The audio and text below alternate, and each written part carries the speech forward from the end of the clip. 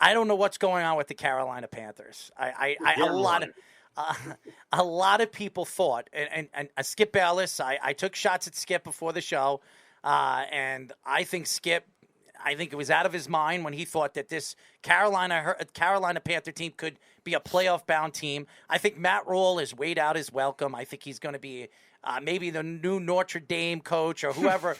One of these guys that are going to get fired. He's gonna get one of these college coaching jobs. I do not believe he's going to be the Carolina Panthers head coach at the end of this season.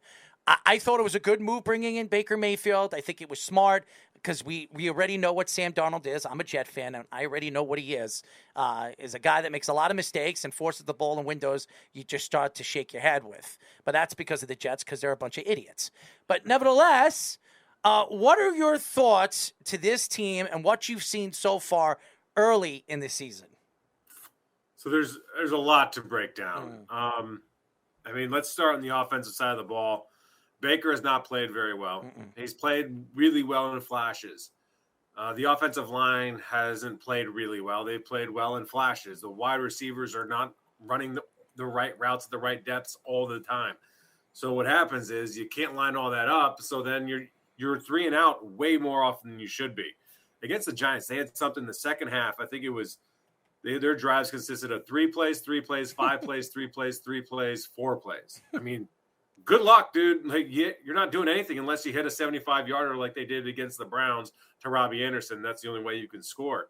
And then on defense, I mean, people want to blame Matt Rhule, and I understand the anxiety towards Matt Rhule. I get it. But what do you want? Like, the opening kickoff, Chuba Hubbard fumbles the ball immediately on the opening kickoff. Matt's supposed to go up to Chuba and be like, hey, I'm calling the don't fumble the opening kickoff play. Like, bro, there's nothing that Matt can do about that. And then the defense bows up. They force a field goal. And then Robbie Anderson fumbles it later. They bow up again, force another field goal. But they do that all day long, and the offense can't ever stay on the field. So the defense is exhausted by the fourth quarter. So then they eventually break. They give up a touchdown, so on and so forth, to give up some yards. Graham Gano comes out and kicks the game winner. So my point is, there's so many different issues right now that you can't point the finger at one person or one thing. Now, there are some, and I don't know that your viewers care about this, but like, why is Steven Sullivan, the third string, second string tight end, split out left instead of Rashard Higgins or Terrace Marshall Jr., a wide receiver? I don't understand that. Matt Rhule has acknowledged this week at least that they do need to play more wide receivers instead of just the 3 guys with Shi Smith, DJ Moore, and Robbie Anderson. But like, if that's your biggest issue, you're having more success. And there's just too many guys that are not on the same page. The quarterback competition probably went a little too long between Baker Mayfield and Sam Darnold. And then they only played a half of football together before the regular season. And the best way to play football and get better at football is to play football. It's certainly not in practice and joint practice. That's a long-winded way of saying there's a lot of things not going well for the Panthers right now. Having said that, they've lost 2 games by a combined 5 points. But if those were against like the Packers and Chiefs, you'd be like, cool. It's against the Browns and the Giants, dude. If you want to be good, you've got to beat those teams. But they look at the Panthers the same way. Like, if you want to be good, you got to beat the Panthers. It's funny you brought up Shi Smith because I'm a Giants fan, so I was watching that closely. I kept thinking that was DJ Moore. I keep forgetting DJ Moore switched numbers. Yeah. I'm like, who is this guy they keep targeting? And like Shi Smith. And he kept Shi's the dude that like everyone's got their eyes on. He had a great training camp. He's got some really explosive ability. I had a sit down with Christian McCaffrey, and I was like, hey, Christian, give me a guy to keep an eye on. And don't give me this whole, we got a lot of young guys, because Christian can kind of go in that mode. But he was great in our interview, by the way. And he says Shi Smith. And I've heard that from multiple guys. The problem is he dropped the ball a lot. Yeah. Like you can't have an opportunity on third down to convert. You drop the ball, and then later in the game, you're making diving catches for third down conversions versus what should be a walk-in touchdown. I mean, that's how the margin of error is like this close. And that a lot of that has to do with player personnel, and a lot of it has to do with coaching. It's a lot of kind of everything right now. And when you're relying on 50 different things to line up and a lot of ifs, like if this happens, then this, if this happens, then that are more times than not, it's probably not going to line up. Hence, they're on a 9-game losing streak. back to last year. Wow. So speaking of young players, my question is about their first-round pick of Ikem Ekwonu. Drafted him 6th overall. The Giants then took Evan Neal, number 7. I'm a Giants fan, and I've been like semi-impressed in some areas, but not greatly impressed with Evan Neal. But the Panthers could have had them. So what is your impression of Ekwonu, and is that the decision you would have made in that draft over Evan Neal or even somebody else? So everyone I talked to, people I trust, was Charles Cross was the guy. Like guys that played in the league were like Charles Cross, and I don't even know where he ended up going. Seattle, he looks great in Seattle. Yeah. So someone said I didn't know where he went, but they're like, bro, he's killing it. Yeah, like he's awesome. Well, yeah. I was like, no kidding. Of course he is, because the same guy that told me Charles Cross told me Rashawn Slater reminded him of Tony Baselli, and the Panthers passed on him, and now Rashawn Slater is like an all-pro out of Northwestern. Let's go Cats, alma mater, for the Chargers. Now, Ikem Ekwonu is a great run blocker, a lot like Evan Neal. Ikem Ekwonu has always been the biggest, strongest guy at every level he's ever played at, so he's never relied on his technique a ton. Now in the NFL, you are no longer the biggest, strongest, fastest guy every single Sunday, especially when your first matchup is Myles Garrett. So when he lines up against a defensive end and he's on either side of him and he wants to put a move on him, he has trouble. That doesn't mean he's not going to get better. He's not going to improve and be a Pro Bowl left tackle. Right now, he's a great run blocker, but has problems pass protecting from side to side. It's kind of the same thing like Evan Neal had big-time problems with Brian Burns on Sunday because he's a speed rusher. Evan Neal has to rely on his technique and has got to learn, like, hey, trust your technique the same way Icky does in order to stop these guys, because you're not going to be faster than Brian Burns. Brian Burns is going to be faster than you every single time. So get your feet in the right position and get in position so where you're in his way. As everybody knows, we are talking to Fox Sports Sports Live host and reporter Will Kunkel. Will, you look at the Carolina Panthers right now, and Christian McCaffrey has been the star of this team. He is the face of this organization. He got a lot of money a couple of years ago. Can't stay healthy on the field.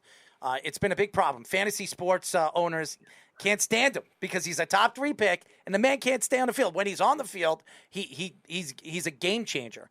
What are your thoughts at the end of this season if this Carolina Panther team is not a playoff team and they're not consistently a good offensive team? Do the Carolina Panthers decide to part ways with him? Do they trade him? I mean, I know he's the face of this team. I know a lot of people over there. My friend lives in Carolina. He loves him. Absolutely loves Christian McCaffrey. Everyone. Yes. He's an incredible guy, like great person.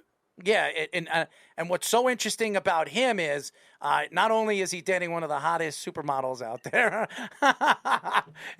he's a great football player. And I met him in Miami. He was out in Miami for the Super Bowl. Had an opportunity. It's so funny. He was in an Uber, and he got out of the Uber. I said, "Hey, that's Christian McCaffrey. I'm going to go out there and say hello to him."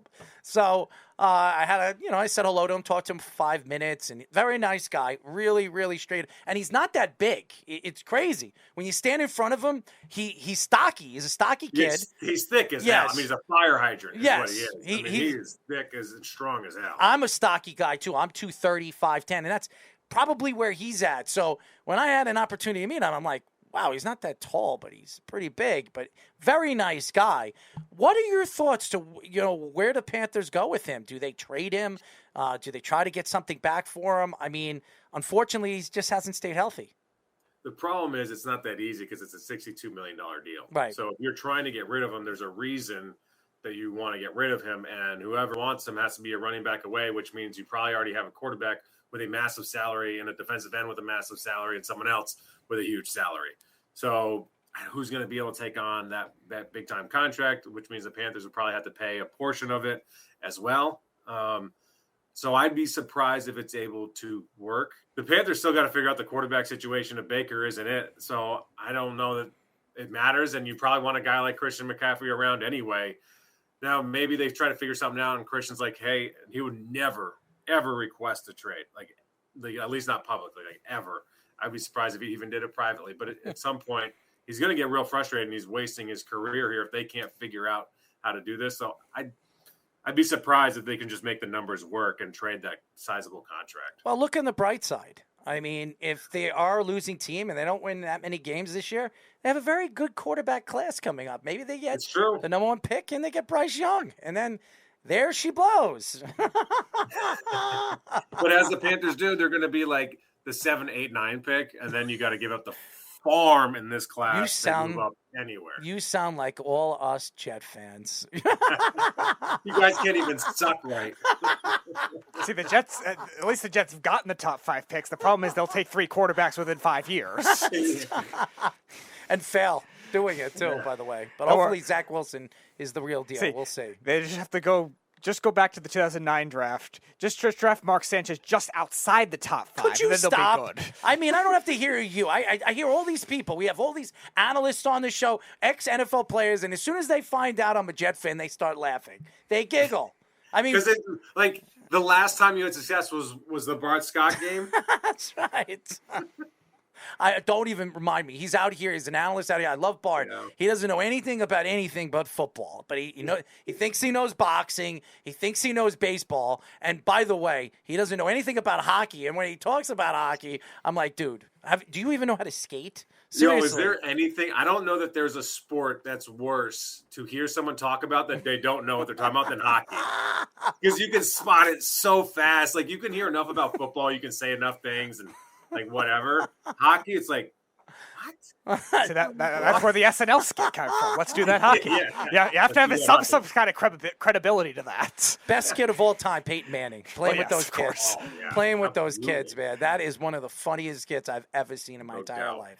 Real funny. So my question, we'll shift to the same offensive style. DJ Moore, he's had a rough start to this season so far. I know you were mentioning a lot of it with the play calling too. Matt Rhule lining up second tight ends all over the place and stuff like that. You think that's the main reason for his struggles so far? Could it be him? Could it be the defense is double teaming him? I know the Giants don't really have a lot of great secondary players, but the Browns obviously Denzel Ward having against him. What do you think is the main reasons for his slow start to the season? What happened in game 1 is that they couldn't stay on the field. They couldn't get past pro, so you can't get the ball out to DJ. And then against the Giants took him away.